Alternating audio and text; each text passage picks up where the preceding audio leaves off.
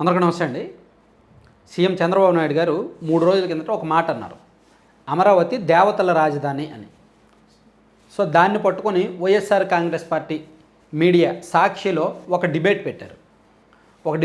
ఆ డిబేట్లో ఒకవైపు కొమ్మినేని శ్రీనివాస్ గారు సీనియర్ జర్నలిస్టు, దశాబ్దాల అనుభవం ఉంది. మరోవైపు ఆ పక్కన ఎవరో కృష్ణమోహన్ గారు ఎవరో ఆయన నాకు తెలీదు, ఆయన మాట్లాడారు. ఆ డిబేట్లో మాట్లాడుతూ అమరావతిలో సెక్స్ వర్కర్లు ఎక్కువ అనేటట్టు కొన్ని మాటలు చెప్తూ అమరావతిలో దేవతలు ఉండరు, వీళ్ళే ఉంటారు, వేశ్య వృత్తి ఎక్కువ, వేశ్యలు ఎక్కువ అనేటట్టు కొంచెం వల్గారిటీ కామెంట్స్ చేశారు. అమరావతిని అవమానించేలా మాట్లాడారు.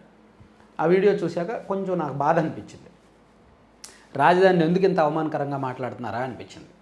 రాజధాని మీద వాళ్ళ విషభావజాలం ఇంకా పోవట్లేదా అనిపించింది.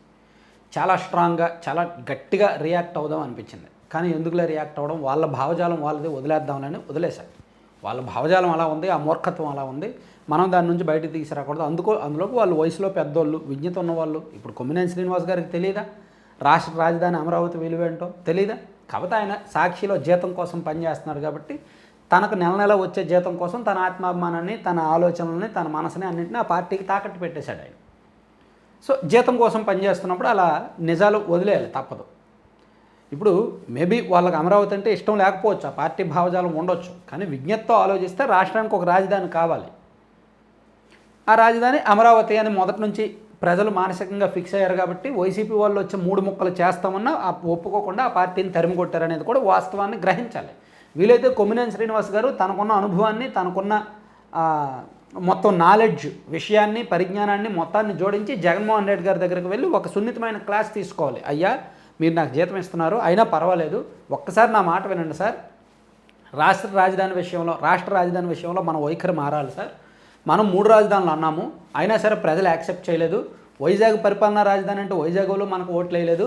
అమరావతి శాసన రాజధాని అంటే అమరావతిలో మనకు ఓట్లు వేయలేదు. కర్నూలు న్యాయ రాజధాని అంటే కర్నూలులో మనకు ఓట్లు వేయలేదు. మన ఆలోచన తప్పు ఉందండి. మనం ఈవీఎంల మీద నెట్టేసి బయటికి జనాలను అలా పిచ్చోళ్ళని చేసినా వాస్తవం ఏంటో మీకు నాకు తెలుసు కదా సార్. ఈవీఎంల వలన ఏమో మనం ఓడిపోలేదు, మన పరిపాలన వల్లనే మనం ఓడిపోయాము అని వీలైతే క్లాస్ పీకాలి. లేదు, జీతం ఇచ్చిన వాళ్ళని అలా క్లాస్ పీకలేరు కాబట్టి మౌనంగా ఉండటం మంచిది. సరే, ఆయన డిబేట్లో ఇక్కడ కృష్ణమోహన్ గారు మాట్లాడిన మాటలు కూడా మనం అభ్యంతరం చెప్పాలి. ఆయన ఏమన్నారంటే అమరావతిలో ఇవన్నీ నేను ఇందాక చెప్పాను కదా, ఆ మాటలు అన్నారు. అసలు డేటా ఒక్కసారి చూద్దామా? అంటే నేను ఇక్కడ పర్టికులర్ ఏరియా చెప్పట్లా, నిజంగా ఆంధ్రప్రదేశ్లో సెక్స్ వర్కర్స్ ఎక్కువ అనేది నిజమే. ఇదిగో నిన్న మొన్న ఒక రిపోర్ట్ కూడా వచ్చింది. Karnataka and Andhra Pradesh top in the female sex worker population, Maharashtra third with 9.6. Recent study reveals and Telangana and Andhra Pradesh have high concentration of female sex workers per hot spot, while Karnataka leads the overall FSW అని చెప్పి ఇక్కడ ఒక report ఇచ్చారనమాట. Overall though Karnataka emerged at the top of the charts with 15.4% of India's total FSW population.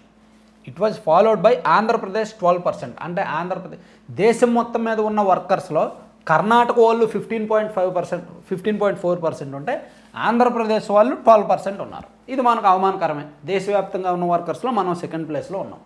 At the same time ఇది పాత data కూడా ఒకటి ఉందండోయ్. అంటే ఇంతకుముందు ఎప్పుడో 2022లో కూడా అదే, Andhra Pradesh has highest number of native sector. ఇది 2022 డేటా. నేను ఇందాక మీకు చూపించింది 2025 జూన్ 2వ తేదీ, అంటే ఒక 4 రోజుల కింద డేటా. ఇది 2022 నాటి data.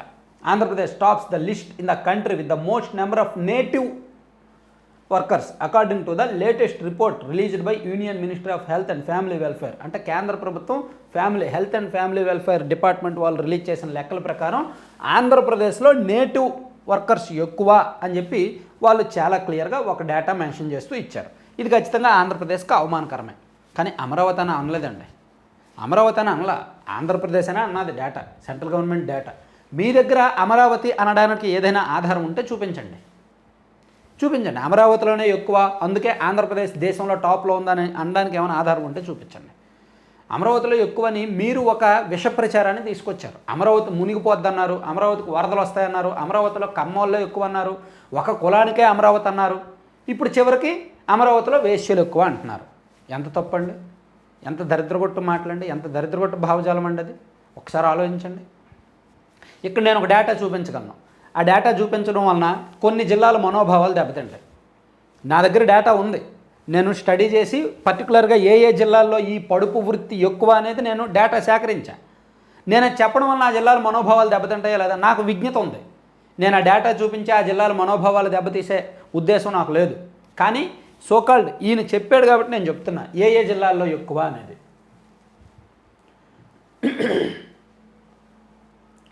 Within the AP the number of workers highest in the combined Anantapur district followed by Kurnool and Chittoor districts.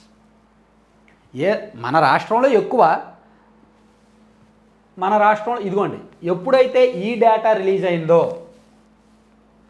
ఇది 2022లో రిలీజ్ అయింది కదా, సెంట్రల్ గవర్నమెంట్ రిలీజ్ చేసింది కదా, ఆంధ్రప్రదేశ్ హైయెస్ట్ నెంబర్ ఆఫ్ అని సెంట్రల్ గవర్నమెంట్ రిలీజ్ చేసిన డేటా ఉంది కదా, అందులో కొంచెం మనం డెప్త్గా వెళ్తే ఇది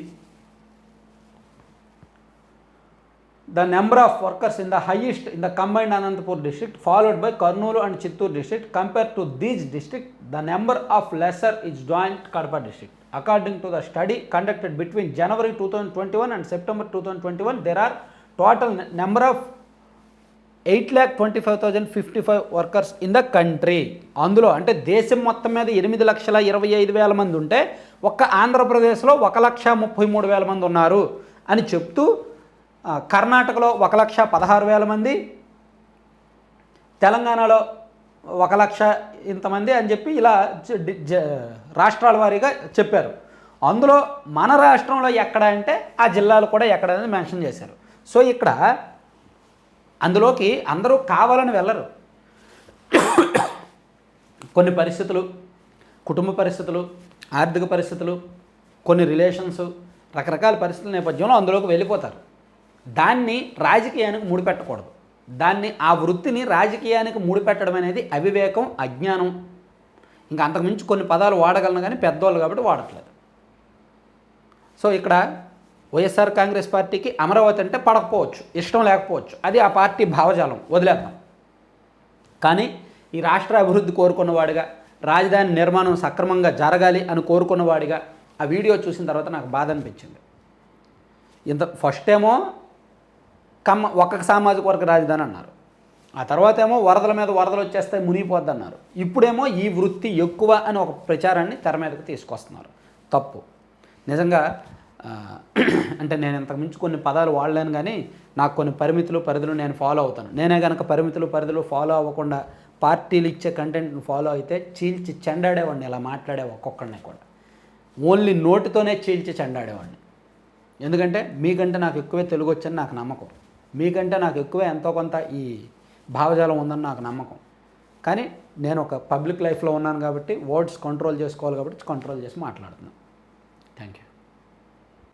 సరే, ఇప్పుడు వరకు చెప్పిన కంటెంట్ కాసేపు పక్కన పెడితే మీరు చూసే ఉంటారు, నేను కొన్ని రోజులుగా చెప్తున్నాను, laddupallem.com అనే ఒక ఫుడ్ మ్యానుఫ్యాక్చరింగ్ స్టార్టప్ అనమాట. దీన్ని నేను ఎంతగా ప్రమోట్ చేయడానికి కారణం ఏంటంటే వీళ్ళు అందిస్తున్న ఫుడ్ ప్రోడక్ట్స్ బయట అయితే ఎక్కడ దొరకవండి. మీరు చూడొచ్చు ఒకసారి. Almond laddu, cashew laddu, dry fruits laddu, flax seeds laddu అంటే అవిసె గింజలతో చేసిన లడ్డు కావచ్చు, అలాగే గుమ్మడి గింజలు అండ్ వాటర్ మెలూన్ సీడ్స్, గోందు, అలాగే కొన్ని హాట్ స్నాక్స్ కూడా, జొన్న మురుకులు, జొన్న పూస, అలాగే జావర్ లడ్డు, కొర్ర జంతికలు, కొర్ర రాగి, అంటే multi millets, dry fruits, multi seeds, ఇలా డిఫరెంట్ భిన్నమైన ఐటెంతో చేస్తున్నారనమాట. వాటితో పాటు పిల్లలకి ప్రోటీన్ పౌడర్ కూడా ఉంది. Protein powder and dates powder and ఇంకొన్ని ఉన్నాయన్నమాట. ఏంటి వీట్ స్ప్రౌట్స్ పౌడర్ అంటే గోధుమలు నానబెట్టి దాని నుంచి వచ్చే స్ప్రౌట్స్ ద్వారా పౌడర్ చేశారు. ఇది పిల్లలకు చాలా మంచిది. సో అందుకని ఇవన్నీ కూడా different items, rare items, health బెనిఫిట్స్తో కూడుకున్నాయి కాబట్టి నేను ప్రమోట్ చేస్తున్నాను. సో వీలైతే వెబ్సైట్ విజిట్ చేయండి, laddupallem.com అని బుక్ చేయండి, లేదా కింద ఈ నెంబర్కి కాల్ చేసి 9997839994 ఈ నెంబర్కి కాల్ చేసి ఆర్డర్ ఇవ్వండి. సో మన ఛానల్లో ప్రమోషన్స్ కావాలి అనుకున్న వాళ్ళు నాకు కింద డిస్క్రిప్షన్లో మెయిల్ చేయండి. మంచిది జెన్యూన్ ప్రోడక్ట్ అయితే ప్రమోట్ చేద్దాం. Thank you.